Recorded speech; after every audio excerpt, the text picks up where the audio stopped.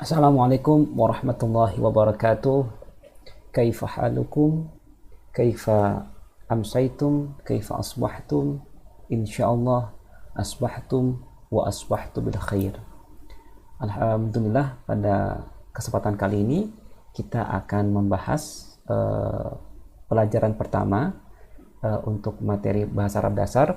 Kemarin sebelumnya kita telah membahas pramateri, yaitu dengan mengkaji kaidah imla, yaitu penulisan huruf hijaiyah, kemudian tanda baca huruf hijaiyah. Selanjutnya kita juga telah membahas terkait dengan tanda baca panjang. Nah, sekarang kita akan masuk ke dalam materi yang pertama untuk semester ini, yaitu membahas materi muzakkar dan muannas, ya. Muzakkar dan muannas. Jadi di dalam bahasa Arab itu kita mengenal istilah, kalau mungkin saya mengambil dari bahasa lain, adalah kata benda yang digolongkan sebagai feminim atau maskulin. Ya, feminim adalah kata benda yang bergender perempuan, sedangkan maskulin adalah kata benda yang bergender laki-laki. Jadi di dalam bahasa Arab itu seluruh kata benda dia akan digolongkan ke dalam dua bentuk gender tersebut. Jadi ada sebagian kata benda yang dia memang memiliki gender laki-laki, dan ada sebagian juga benda ya yang memiliki gender perempuan. Nah, jadi kita pada siang hari ini atau pagi hari ini kita akan membahas secara singkat dan padat tentang perbedaan dan dasar-dasar untuk mengenali muzakkar atau kata benda maskulin, dan juga muannats, kata benda feminim. Ya, jadi kata benda maskulin dan feminim ini akan berkonsekuensi terhadap kata tunjuknya, ya. Jadi kalau dalam bahasa Indonesia kita mengenal kata tunjuk ini dan itu, ya. Sedangkan dalam bahasa Arab itu ini, ya, yang digunakan untuk kata benda feminim atau muannas berbeda dengan kata tunjuk ini yang digunakan untuk kata benda muzakkar atau maskulin. Nah, ya, jadi kata benda ini ya, feminim dan maskulin ini itu digunakan baik untuk kata benda hidup maupun kata benda mati.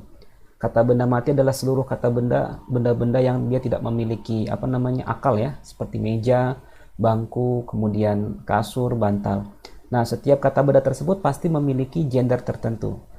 Misalkan meja dalam bahasa Arab disebut dengan maktabun. Nah, maktabun itu meja itu merupakan digolongkan sebagai kata benda muzakkar atau maskulin. Sedangkan papan tulis ya digolongkan sebagai kata benda feminim atau muannas. Nah, sedangkan untuk kata benda hidup ya seperti guru, kemudian seperti murid ataupun dokter, itu dia memiliki dua gender sekaligus. Artinya kita tahu ada bapak guru, ada ibu guru, ya kan? Kemudian ada murid laki-laki, murid perempuan, ada dokter laki-laki, dokter perempuan. Nah, jadi khusus untuk kata benda hidup dia memiliki dua gender sekaligus. Ya, sedangkan untuk kata benda mati, ya seperti kasur, pintu dan sebagainya, dia pasti diklasifikasikan ke dalam satu gender tertentu, ya. Tadi sebagai muzakkar atau sebagai muannas gitu.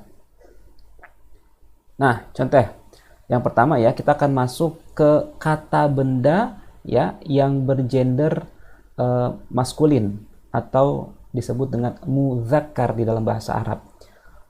Nah, ciri utama ya di dalam bahasa Arab untuk mengenali bahwa sebuah kata benda itu digolongkan sebagai kata benda muzakkar atau kata benda bergender maskulin adalah dari penggunaan ta marbutah. Jadi ada huruf ta ya, bentuknya bulat itu kalau dia terletak di akhir sebuah kata, ada yang namanya ta marbutah itu, maka dapat dipastikan ya dia merupakan kata benda bergender muannas. Kalau tidak ada tanda-tanda taknis, yaitu tanda-tanda kefeminiman itu, tanda-tanda perempuan itu, maka dia digolongkan sebagai kata benda bergender laki-laki atau muzakkar. Oke, kita sebagai contoh ya. Kita akan bahas satu-satu ya. Oke. Kata yang pertama ya, kata yang pertama adalah kitabun, ya. Qalidu ba'di kitabun, kitabun. Nah, kitabun kalau kita lihat ya di ujung dari kata kitabun ini tidak terdapat tak marbutoh, ya. Tak marbutoh itu bentuknya seperti ini nih, tak marbutoh seperti ini, ya. Tak marbutoh seperti ini. Nah, di ujung kata kitabun tidak terdapat tak marbutoh, maka dia digolongkan sebagai kata benda muzakkar. Kemudian selanjutnya adalah qalamun, ya. Qalidu ba'di qalamun, qalamun. Nah, qalamun, ya, yang berarti pulpen, di ujung kalimatnya, di ujung katanya tidak terdapat tak marbutoh, maka dia digolongkan sebagai kata benda muzakkar. Kemudian maktabun, ya. Qalidu ba'di maktabun, maktabun, maktabun. Nah, maktabun atau dalam bahasa Indonesia artinya meja, digolongkan sebagai kata benda muzakkar. Mengapa? Karena di ujung dari kata maktabun tidak terdapat tak marbutoh, ya, maka dia digolongkan sebagai kata benda muzakkar atau bergender maskulin, laki-laki. Kemudian selanjutnya adalah kursiyun. Qalidu ba'di kursiyun, kursiyun, kursiyun. Nah, kursiyun atau yang diartikan sebagai kursi dalam bahasa Indonesia, dia digolongkan sebagai kata benda bergender muzakkar atau bergender maskulin karena tidak terdapat tak marbutoh, ya, di akhir dari kata kursiyun.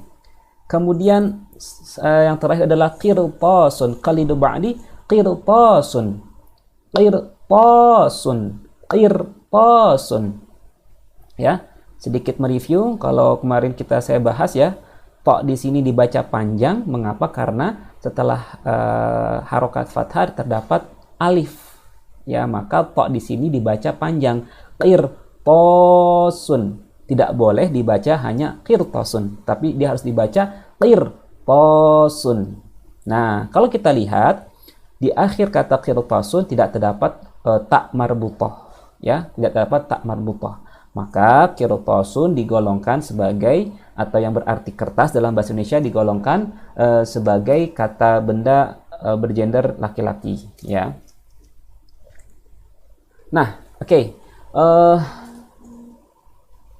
Ya, jadi kata benda yang tadi saya sebutkan tadi ini merupakan kata benda bergender laki-laki atau muzakkar. Nah, sekarang kita akan masuk ke dalam contoh kata benda bergender muannas. Nah, oke.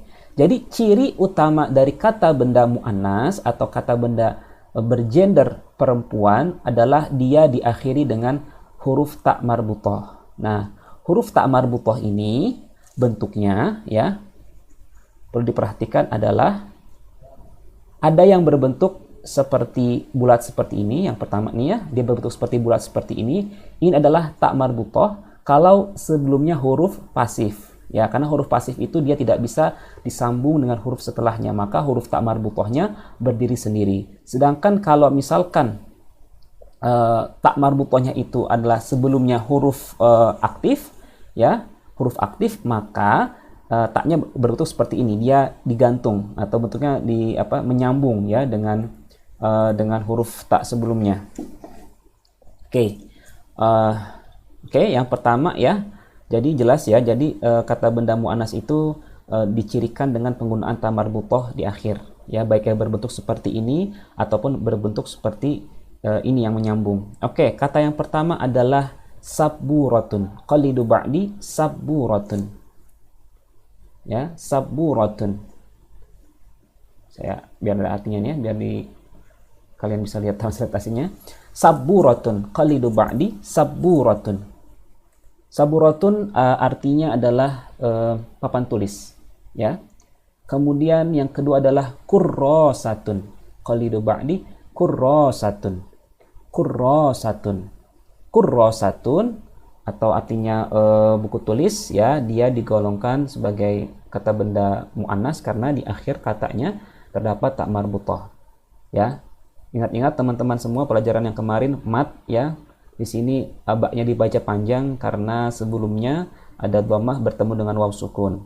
Sedangkan di sini ya apa namanya, roknya dibaca panjang karena ada fathah bertemu dengan alif, maka roknya dibaca panjang. Kemudian di dua kata ini terdapat tasydid, maka baknya juga didobelkan, sabburatun. Ini juga kurrasatun. Maka di sini ya kalau lihat apa namanya padanan bahasa Indonesianya ya, saya mendabelkan huruf B-nya karena di sini ada tanda baca tasydid. Kemudian di sini juga ya, saya mendabelkan huruf O-nya karena untuk menunjukkan ro-nya itu panjang. Kemudian selanjutnya adalah nafidatun. Qalidu ba'di nafidatun. Nafidatun. Nafidatun artinya jendela. Di sini digolongkan sebagai kata benda mu'annas karena ada tak marbutah di akhirnya. Kemudian mistorotun. Mistorotun adalah penggaris dalam bahasa Indonesia. Mistoratun atau penggaris ya digolongkan sebagai kata benda bergender feminim atau muannas karena di ujungnya terdapat huruf tak marbutah. Terakhir adalah kharitatun ya. Kharitatun, ro-nya panjang kasrah maka dia menggunakan ya sukun. Kharitatun. Kharitatun digolongkan sebagai kata benda bergender muannas karena di ujungnya terdapat tak marbutah ya. Jadi intinya adalah kalau kata benda mu'annas dia memiliki tanda taknis, ada tanda feminim, yaitu terdapat tak marbutah di ujung katanya. Oke, nah lalu apa konsekuensinya adalah bahwasanya kata tunjuk yang digunakan untuk kata benda mu'annas dan mudzakkar itu pun berbeda. Nah untuk kata tunjuk mudzakkar atau maskulin kita menggunakan hadza. Nah ya, kita lihat ya, hadza. Nah, hadza ya, hadza. Hadza itu diartikan sebagai ini. Jadi kalau kita menunjuk sebuah kata benda yang dekat kita menggunakan hadza. Nah, sedangkan kalau jauh ya, kita menggunakan zalika, artinya itu, zalika. Jadi hadza itu untuk apa namanya? Untuk kata benda yang kita tunjuk dekat. Kalau misalkan zalika itu kata bendanya jauh. Jadi hadza dan zalika. Contoh ya, hadza kitabun ya, hadza kitabun ya, hadza kitabun, hadza kitabun. Kalau misalkan jauh, zalika kitabun ya, zalika kitabun. Kalau hadza itu dekat, zalika itu jauh, hadza kitabun, zalika kitabun. Kemudian zalika qalamun, zalika qalamun. Nah, zalika itu artinya itu, itu adalah pulpen. Hadza kitabun, ini adalah buku. Kemudian hadza kursiyun, ini adalah kursi. Zalika maktabun ya, zalika maktabun, itu adalah meja ya. Jadi kita berbeda ya penggunaan apa namanya kata tunjuknya antara mudzakkar dan muannas ya. Kalau untuk mudzakkar kita mengenal hadza untuk ini dan zalika untuk itu, maka untuk muannas kita menggunakan hadhihi untuk ini dan tilka untuk itu ya. Contoh, hadhihi saburatun, hadhihi saburatun ya, hadhihi saburatun. Hadhihi saburatun artinya ini adalah papan tulis atau ini papan tulis. Sedangkan untuk itu kita menggunakan tilka kalau kata bendanya adalah muannas atau bergender feminim. Maka contohnya adalah tilka kurrasatun. Tilka kurrasatun itu adalah buku tulis. Ya.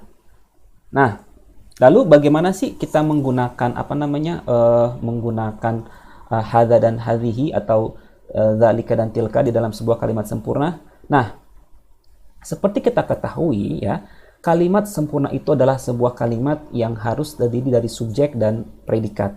Nah, subjek di sini kita menggunakan kata tunjuk yaitu hadza. Contoh misalkan hadza kitabun. Hadza kitabun, ini adalah buku. Ini atau kata tunjuk dalam kalimat ini merupakan kedudukannya sebagai subjek. Sedangkan kitabun, kitabun itu kedudukannya sebagai predikat. Nah, hadza kitabun, ini adalah buku, merupakan jumlah ismiyah atau kalimat nominal. Sebuah kalimat di mana predikatnya adalah kata benda. Ya, ini adalah buku. Buku sebagai predikat dalam hal ini digolongkan sebagai kata benda. Maka kalimat ini disebut dengan kalimat nominal. Nah, subjek dalam bahasa Arab disebut dengan mubtada, sedangkan predikat disebut dengan khobar. Nah, jadi contohnya adalah hadza kitabun, ini adalah buku. Ya, hadza itu adalah kata tunjuk, kitabun adalah kata benda yang berkedudukan sebagai predikat. Nah, jadi sekali lagi ya, semester ini kita akan belajar tentang jumlah ismiyah, yaitu sebuah kalimat yang predikatnya menggunakan kata benda. Nah, untuk yang pertama, kita menggunakan kata hadza dan hadhihi atau dzalika dan tilka sebagai subjek, ya, sebagai subjek, kemudian diikuti dengan predikatnya kata benda. Predikatnya kita bisa menggunakan kata benda yang bergender feminim atau maskulin, bergender mudzakkar atau muannas. Nah, contoh penggunaan ini dalam percakapan, ya. Ma hadza, hadza kitabun. Contoh, ya. Ma hadza, ya. Ma hadza, hadza kitabun. Ma hadza, hadza kitabun. Ya, ma artinya apa? Hadza artinya ini. Apa ini? Hadza kitabun. Kalau misalkan dia muannas, ya, maka ma hadhihi, misalkan hadhihi sabburatun, misalkan, ya, hadhihi sabburatun. Nah, ma hadza, ya, ma hadza, hadza kitabun. Ma hadza, hadza kitabun. Apa ini? Ini buku. Nah, kalau kita ingin mengkonfirmasi, ya, kita ingin mengkonfirmasi apakah ini buku atau bukan, kita menggunakan kata huruf A. Ya, huruf A itu artinya apakah. Jadi kalau ma itu apa, kalau A itu artinya apakah. A, hadza kitabun, apakah ini buku? Ya, apakah ini buku? Maka jawaban adalah na'am. Kalau misalkan ini adalah buku, na'am, hadza kitabun. A, hadza kitabun, na'am, hadza kitabun. Nah, kalau kita setelah mengkonfirmasi misalkan ternyata ini bukan buku, maka jawaban adalah ahadza kitabun, la. Ya, jadi harus didahului dengan kata la. La artinya tidak. La, bal hadza qalamun. Ya, la bal hadza qalamun. Jadi hadza dan hadhihi itu, ya, penggunaannya seperti ini di dalam sebuah percakapan. Nah, jadi pada siang hari ini kita sudah pagi hari ini atau siang hari ini kita sudah mempelajari kata tunjuk, ya, yang digunakan sebagai subjek. Nah, bagi teman-teman, ya, silakan nanti bisa melihat slide yang telah saya upload, ya. Jadi bisa mempelajari lebih lanjut. Intinya adalah seluruh kata benda itu digolongkan menjadi dua macam, khususnya kata benda mati, ada yang mudzakkar dan muannas, dan kata tunjuknya pun disesuaikan dengan gendernya, ya. Kalau misalkan mudzakkar menggunakan hadza dan dzalika, kalau dia muannas menggunakan hadhihi dan tilka, ya. Ini saja, semoga teman-teman semua bisa memahami dan mempraktekannya dalam percakapan sehari-hari. Wassalamualaikum warahmatullahi wabarakatuh.